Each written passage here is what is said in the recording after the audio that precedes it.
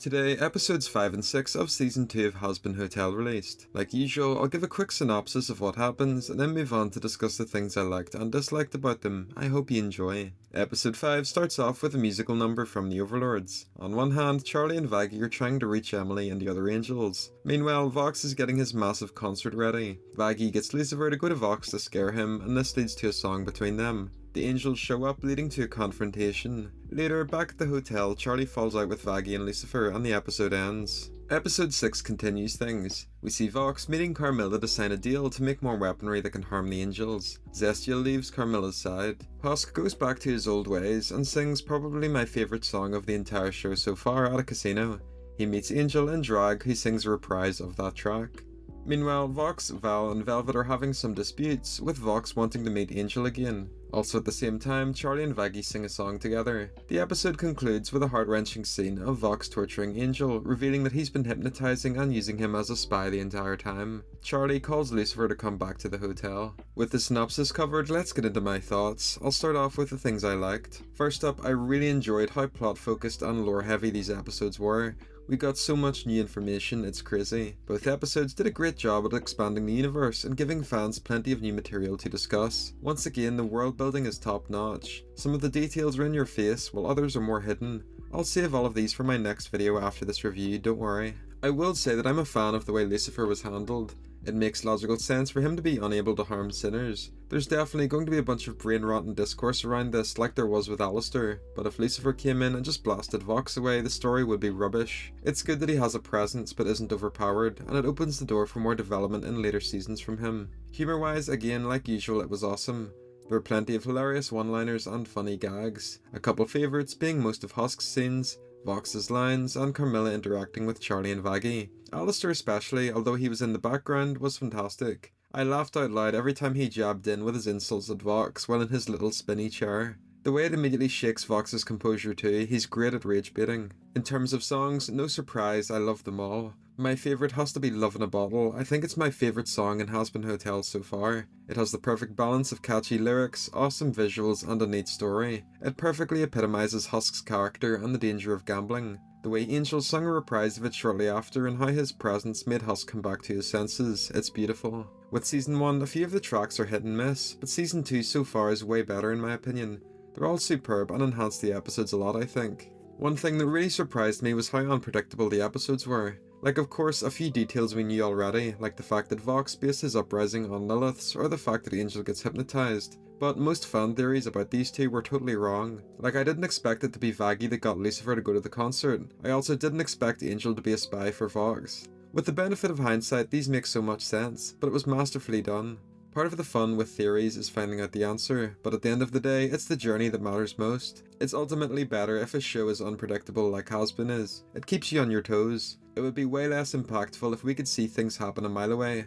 I'm also glad that a lot of the things in these episodes weren't spoiled, because too much of the season has been spoiled already because of leaks. This is also a no-brainer, but I feel like the animation quality is so much better than Season 1. It feels like I'm mentioning this in every review now, but things just keep getting better. A few of my favourite shots would be Vox and Lucifer's song or Love in a Bottle. The cinematography is on point, you can tell how much time and effort went into these scenes. Hazbin Hotel gets a lot of hate for its character designs and backgrounds, but I just love it honestly, it's so charming to look at. So with all of the things I like discussed, is there any issues? Well yeah, I think these episodes exposed a few more flaws that weren't as present in the previous few. First up, we'll address the thing that bugged me the most. I feel like the pacing has taken a severe hit. I was a bit worried that this would happen because it was a problem throughout Season 1, and not so much the first 4 of Season 2. However, in 5 and 6, the pacing problem is back with a vengeance. So basically, with the first 4 episodes, things were progressing at a nice pace. We were learning more about the characters' backstories and moving up towards the ultimate plot of Vox trying to fight Heaven. 4 especially had a bunch of scenes for Alistair. In 5 and 6, things were just sort of all over the place. Alistair is relegated to a background role for seemingly no reason. He has his funny one-liners like before, but I think myself and most fans were expecting more from him. Across both episodes we have Vox's plot with the V's, we have Heaven, we have Charlie and Vaggie, Lucifer, and then Husk and Angel. There's just way too many things going on at once. The scenes sort of collide with each other and it's a bit jarring. For example, we have some of the best scenes I think in the season so far with Husk and Angel, but then it's interspliced with Charlie and Vaggie confronting Carmilla. The middle part of episode 6 is especially bad.